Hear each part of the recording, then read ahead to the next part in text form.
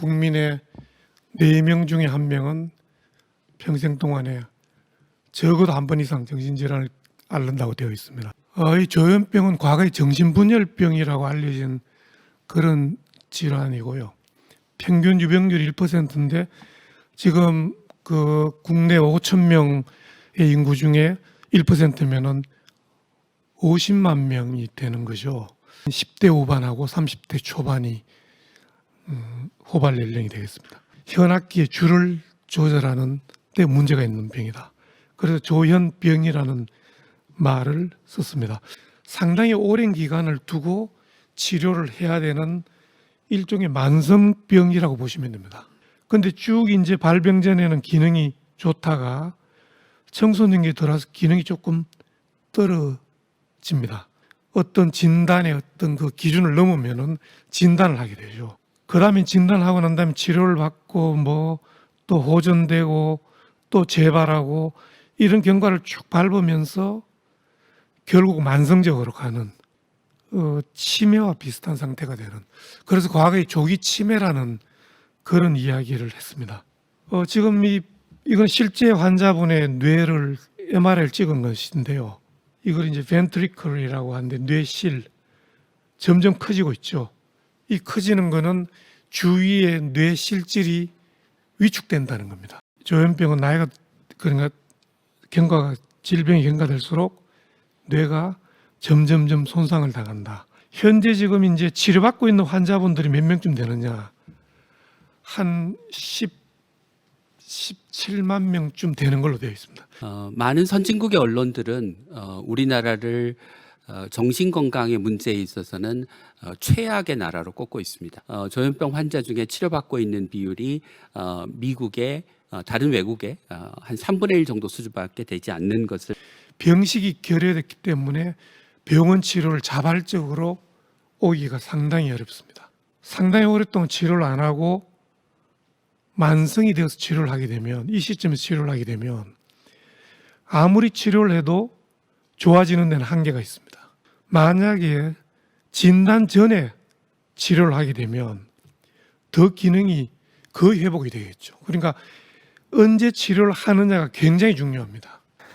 환자분들이 좀 많이 줄지 않았냐 그랬더니 환자분들이 줄지 않았다고 그래요. 왜 그러냐 그랬더니 일단 정신장애인들이 주로 단기 일자리를 많이 갖고 있는데 다 파이어 됐다고 합니다. 그러니까 자영업자들한테 이제 고용된 상황이 많았는데 그분들이 다 일자리를 잃어서 병원에 올 시간이 오히려 더 늘었다고 그래요. 그 록다운이 심해지면 재발되면 또 경제적인 어려움이 예상이 되고 가장 약한 고리인 정신장애인들한테 더 힘들어질 가능성이 있습니다.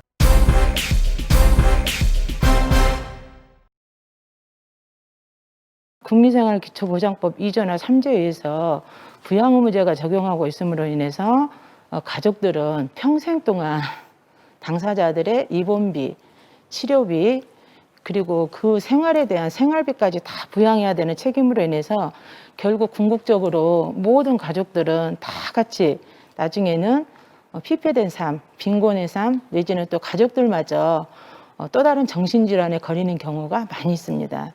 건강보험은 행위별수가제를 사용하고 있지만 의료급여에서는 정액제를 사용해서 의료급여 환자들이 적절한 질의 서비스를 받지 못하도록 하고 있고, 이것은 일종의 사회제도에 의한 차별입니다. 특히 강제 입원이나 강제 치료의 요건이라고 하는 이른바 자타의 위험성과 관련해서는 실은 그 타의 위험성이라고 하는 표현이라는 게 이미 신체적 안전, 그러니까 환자의 안전이라기보다는 사회적 안전을 위한 시스템으로서 이것이 작동한다라는 얘기입니다. 그래서 사실은 정신보건법이라는 게 과거서부터 치안이법의 하나로 올라왔었고 지금 현재도 그러한 성격들이 실은 사라지지 않고 있기 때문에 늘 정신질환으로 인한 범죄나 이런 것이 있을 때마다 뭐 형법을 개정하라 이런 것들이 전혀 아니라 정신건강복지법을 개정하라 이런 요구로 전환되어서 옵니다. 정신장애가 있다 손 치더라도 처벌을 하는 상황들이 많이 발생을 했습니다. 그 부분에 관해서 어떤 의미를 부여할 수도 있냐면은 책임이 없으면 인격적 존재로 인정이 안 됩니다. 근데 그 책임이 이제 생기고 있기 때문에 그분들도 인격적 존재로 오히려 대우받을 수 있는 시스템이 만들어져 가는 것일 수도 있습니다.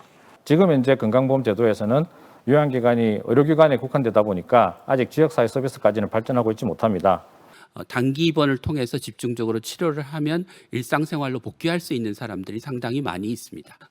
그 정신의료기관을 단기 입원 기간과 장기 입원 기간으로 나누고 단기 입원 기간은 짧은 기간 동안 집중적인 재활을 통해서 환자가 지역사회로 복귀할 수 있도록 하고, 정신건강센터가 사례관리 기능을 중심으로 해서 사실상 지역사회에 있는 정신질환자의 주치 역할을 하도록 하는 것입니다. 그래서 이런 것들을 폐지를 해야만이 많은 당사자들이나 가족들이 조금 더 커밍아웃을 해서 보다 더 효율적인 체계 시스템 속으로 들어와서 관리가 될 것이라고 봅니다.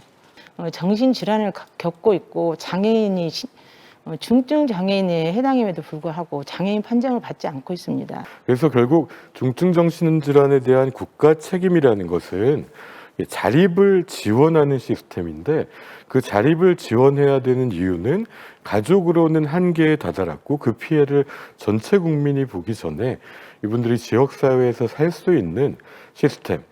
5년 이내에 그 조현병 발병자들은 저희들이 등록해서 서비스를 제공하고, 그리고 치료비도 저소득층인 경우에는 지원하는 그런 프로그램을 올해부터 이제 도입하게 되었습니다. 광역지자체 책임하에서 그 정신건강에 대해서 꾸준하게 관리할 수 있는 그런 프로그램을 계속 발굴하고 이어가도록 하겠습니다.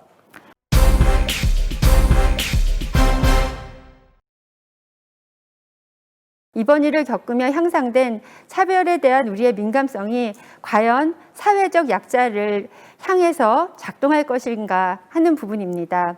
결국 사회적 낙인은 사실보다 태도와 인식의 문제라는 점에서 이번 기회에 조현병 환자에 대해서도 통제와 배제의 방식이 아니라 돌봄과 지원이 필요한 사회 구성원으로 받아들이는 계기가 되었으면 좋겠습니다.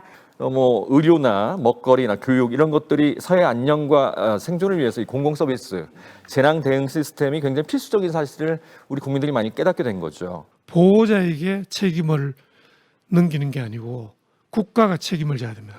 시범 사업을 통해서 우리가 생각하는 것처럼 효과가 있을지, 그리고 그 효과와 동시에 우리가 더 효율적인 방식일지를 이제 확인해 보면 될 것 같고요. 이 정신질환자들을 오랫동안 병원에 입원시키는 것보다 지역 사회에서 인간다운 삶을 보장하는 방식이 훨씬 더 우리가 국가의 예산, 우리 사회가 가지고 있는 자원을 가치 있게 쓰는 방법이라고 생각합니다.